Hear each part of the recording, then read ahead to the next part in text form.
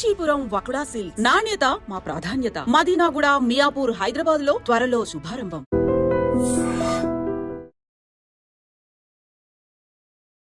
Hi, hello, నమస్తే, welcome back to iDream media.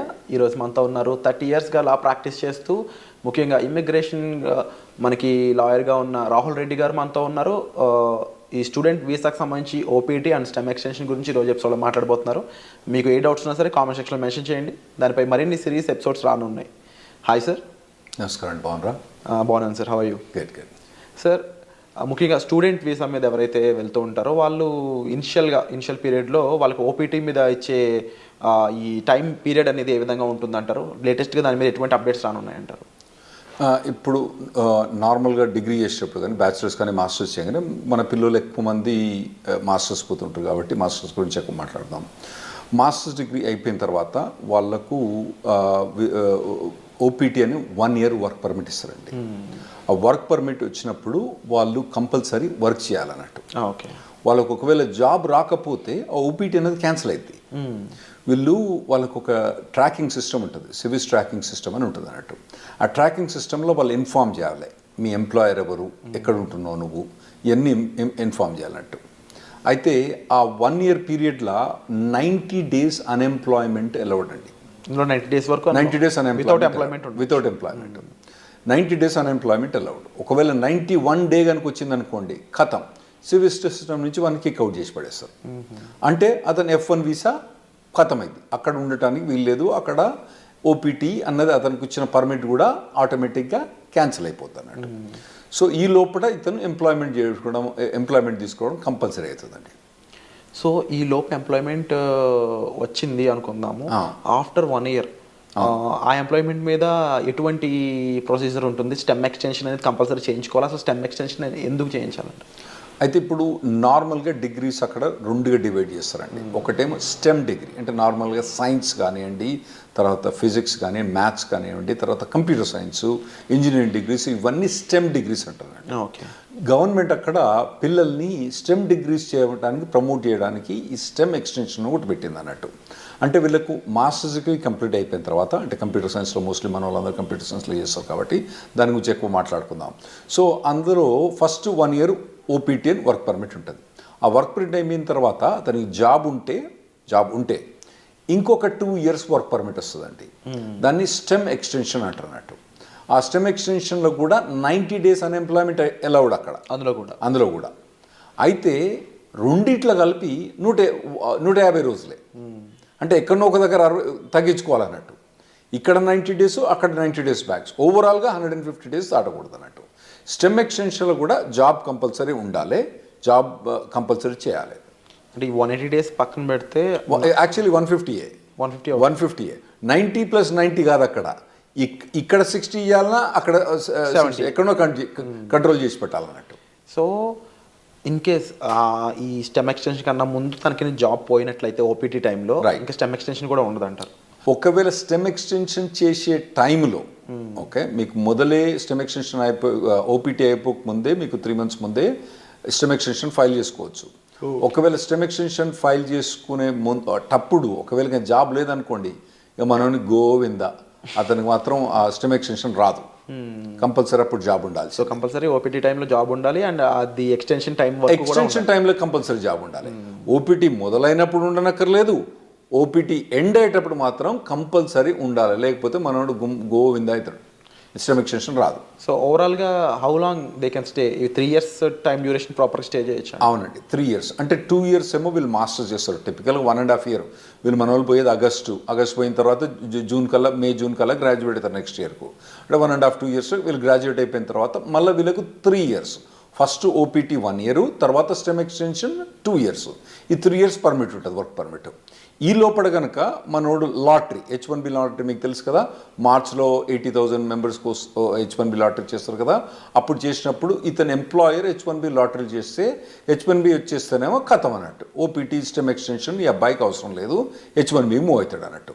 ఒకవేళ అప్పుడు కూడా రాకపోతే ఇక మళ్ళా వేరే వీసా పోవడం కానీ లేదా అంటే వెనకకు రావడం కానీ అవసరం పడుతుందండి వీళ్ళకు. ఈ ఓపీటీ స్టెమ్ ఓపీటీ రెండు సిమిలర్ అనిపిస్తుంది సార్, డిఫరెన్సెస్ ఏం లేవా ఈ రెండిట్లో? చాలా డిఫరెన్స్ ఉందండి. ఓపీటీ స్టెమ్ ఎక్స్టెన్షన్ చాలా డిఫరెన్స్ ఉంది.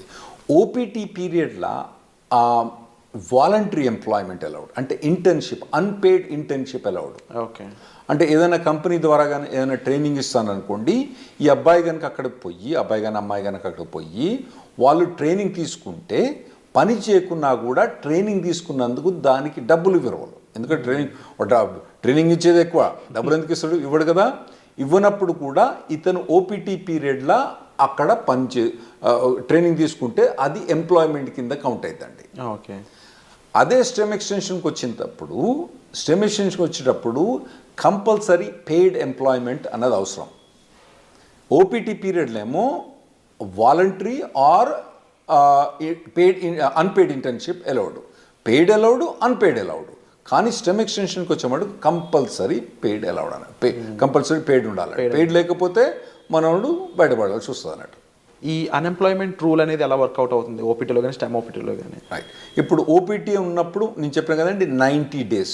ఓకే, 90 daysలో అంటే ఇతను కనుక ఒక 30 days కనుక సేవ్ చేసుకుంటే మళ్ళీ నెక్స్ట్లో కూడా 90 వాడుకోవచ్చు. అంటే ఇక్కడ 60 వాడుకొని మళ్ళీ నెక్స్ట్ 90 వాడుకుంటే బెటర్. ఓకే, కానీ ఇతనికి 90 days దాకా పర్మిట్ ఉంటుంది అన్నట్టు. సో నార్మల్గా వీళ్ళకి ఇంటర్న్షిప్స్ వస్తాయండి బాగానే. లేకపోయినా కానీ మన చాలా కన్సల్టింగ్ కంపెనీస్ ఏం చేస్తారంటే వీళ్ళని ట్రైనింగ్లో పెడతారు బాగా. అంటే పర్టికులర్గా ఏదైనా పర్టికులర్ టెక్నాలజీ ఉందనుకోండి, ఇప్పుడు ఏఐ అనేది బాగా హాట్ టెక్నాలజీ. ఈ పోరగాళ్ళు ఏం చేస్తారు, ఈ పోరగాళ్ళని తీసుకొని మొత్తం అందరినీ మంచిగా ఒక ట్రైనింగ్ ఇప్పించేసి వాళ్ళకి బాగా పర్టికులర్ దాని మీద ట్రైనింగ్ ఇచ్చి ప్లేస్ చేస్తారు. అంటే ఎంప్లాయర్ కూడా లాభం ఉంటుంది, ఎందుకంటే వీళ్ళు ప్లేస్ చేసినప్పుడు వాళ్ళకి వచ్చే డబ్బులలో వాళ్ళ కమిషన్ ఉంటుంది కదా, అది బాగానే వాళ్ళకు ఉంటుంది కాబట్టి అట్లా చాలా.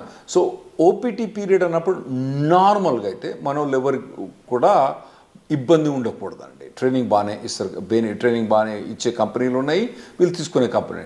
స్టెమ్ ఎక్స్టెన్షన్కి వచ్చేటప్పుడు మాత్రం ఇబ్బంది అయింది. ఎందుకంటే స్టెమ్ ఎక్స్టెన్షన్ మీద ఉన్నప్పుడు పేమెంట్ అన్నది, పెయిడ్ జాబ్ అన్నది ఉండాలి కదా. అప్పుడు పెయిడ్ జాబ్ ఇంకా లేకపోతే మాత్రం మన వాళ్ళకి ఇబ్బంది అవుతుందండి అప్పుడు. సో ఓపీటీలో టైంలో అన్ఎంప్లాయ్మెంట్ అనేది ఉండకూడదు, అట్లీస్ట్ ఇంటర్న్గానే పనిచేసి ఉండాలి. రైట్. లేకపోతే కంపల్సరీ వెనక్కి రావాల్సిందే తప్ప. రైట్, కంపల్సరీ వెనక్కి రావాల్సిందే. సో ఈ టైంలో అంటే స్టెమ్లో కానీ ఓపీటీ టైంలో కానీ జాబ్ లేకుండా ఉన్న పర్సన్ లీగల్గా స్టే చేయడానికి ఏమైనా ఆప్షన్స్ ఉన్నాయి? అంటే నేను చెప్పినా కదండి, మొత్తం టోటల్గా 150 days అలౌడ్. ఫస్ట్ దాంట్లో 90 చేస్తే నెక్స్ట్ 60, ఫస్ట్ దాంట్లో 60 చేస్తే నెక్స్ట్ 90. ఏ దాంట్లో కూడా 90 కన్నా ఎక్కువ చేయరాదు అన్నట్టు. అంత మటుకు అన్ఎంప్లాయ్మెంట్ అలౌడ్. ఫస్ట్ ఓపీటీ పీరియడ్లో మీకు stem voluntary unpaid internship allowed, stem extension allowed కాదు. సో మీరు అన్నది కరెక్ట్. ఒకవేళ కనుక ఆ 150 days కూడా క్రాస్ అయితే అతను లీగల్ స్టేటస్ పోద్ది. ఇవన్నీ ఇన్ఫర్మేషన్ ట్రాకింగ్ ఎక్కడ ఉంటుంది అంటే సివిల్ సిస్టంలో ట్రాకింగ్ ఉంటుంది అన్నట్టు. వాళ్ళు ట్రాక్ చేస్తూ ఉంటారు అన్నట్టు. ఇవన్నీ వీళ్ళు చెప్పాలి, పిల్లలు పోయి వాలంటీర్గా నాకు జాబ్ పోయింది పోలేదని. అందులో కూడా ఇన్వెస్టిగేషన్స్ అవుతా ఉంటాయి అప్పుడప్పుడు.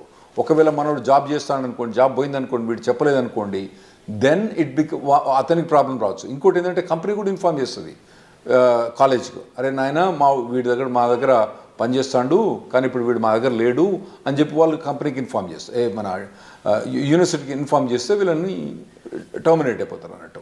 సో ఆ పీరియడ్లో ఎంప్లాయ్మెంట్ అనేది చాలా అవసరం అండి. అయితే ఈ స్టెమ్ ఎక్స్టెన్షన్లో 40 hours జాబ్ అవసరం లేదు, 25-30 hours జాబ్ కూడా చేసుకోవచ్చు. ఒకవేళ కనుక అతనికి తక్కువ జాబ్ ఏదైనా దొరికిందనుకోండి, తక్కువ టైంలో దొరికిందనుకోండి, స్టెమ్ ఎక్స్టెన్షన్లో ఆ 25 hours 30 hours కూడా చేసుకోవచ్చు అన్నట్టు. ఇది స్టెమ్ ఎక్స్టెన్షన్. ఫస్ట్ 1 year కాదు, తర్వాత నెక్స్ట్ 2 yearsలో. ఓపీటీలో ఇన్ కేస్ ఈ ఫ్రీ జాబే ఉంది ఇంకా, అవును, నెక్స్ట్ స్టెమ్ ఎక్స్టెన్షన్ ముందు కూడా ఫ్రీ జాబే ఉంది అంటే ఓపీటీ నుంచి స్టెమ్ ఎక్స్టెన్షన్ పోయేటప్పుడు ఆ స్టెమ్ ఎక్స్టెన్షన్ జాబ్ అన్నది కంపల్సరీ పెయిడ్ జాబ్ ఉండాలి, లేకపోతే యుఎస్సిఎస్ పర్మిషన్ ఇవ్వదు, స్టెమ్ ఎక్స్టెన్షన్ ఇవ్వదు. సో లీగల్గా వీళ్ళు ఎలాంటి అప్లై చేయొచ్చు? ఫర్ ఎగ్జాంపుల్ అప్పటికి జాబ్ ఫైండ్ అవుట్ చేయకపోతే లీగల్గా ఇంకేం చేయలేరు అంటారా? అవునండి. స్టెమ్ ఎక్స్టెన్షన్ అప్పుడు కనుక ఒకవేళ కనుక ఫస్ట్ 1 yearలోనేమో వీళ్ళకి ఇంటర్న్షిప్ జాబ్స్ ట్రైనింగ్స్ బాగానే ఉంటుంది. ఆ తర్వాత కనుక వీళ్ళకు ఒకవేళ కనుక పెయిడ్ జాబ్స్ కనుక దొరకకపోతే ఖతం. సో వీసా చేంజ్ అవ్వడం లాంటి ప్రొసీజర్ ఏమైనా ఫాలో అవ్వచ్చు? అవునండి. అప్పుడు వాళ్ళు B2కు చేంజ్ ఆఫ్ స్టేటస్ ఫాలో కావచ్చు, లేదంటే మళ్ళీ కాలేజ్ పోయి ఇంకో మాస్టర్స్ డిగ్రీ చేయొచ్చు, మళ్ళీ లేదంటే డాక్టరేట్ డిగ్రీ చేయొచ్చు, లేదంటే వాళ్ళకు ఒకవేళ H4 ఆప్షన్ ఉంటే H4 చేయొచ్చు, లేదా ఇండియాకి రావాలన్నా ఇండియాకి రావచ్చు, లేదా కెనడాకి పోవన్నా కెనడాకి పోవచ్చు. సో అప్పుడప్పుడు మన వాళ్ళు జనాలు వచ్చి చెప్తా అంటారు, నేను 2 మాస్టర్స్ డిగ్రీ చేసిన 3 మాస్టర్స్ డిగ్రీ చేసిన అంటారు. వీళ్ళు ఏంది అక్కడ 2 మాస్టర్స్ డిగ్రీ చేసింది ఎందుకు, ఆడ పోయి వాళ్ళు ఏదో మాస్టర్స్ డిగ్రీ ఇంకో మాస్టర్ డిగ్రీ ఉంటే వాల్యుయేషన్ అని కాదు. 90% ఆఫ్ ద మెంబర్స్ ఏమవుతారంటే వాళ్ళు అక్కడ ఉండటానికి వేరే మాస్టర్స్ డిగ్రీ చేస్తారు. అది ఇంకోటి మీరు అడగొచ్చు ఏంటంటే, మరి ఇంకో మాస్టర్స్ డిగ్రీ చేస్తే మళ్ళీ 3 ఏళ్ళు పర్మిట్ వస్తుందా?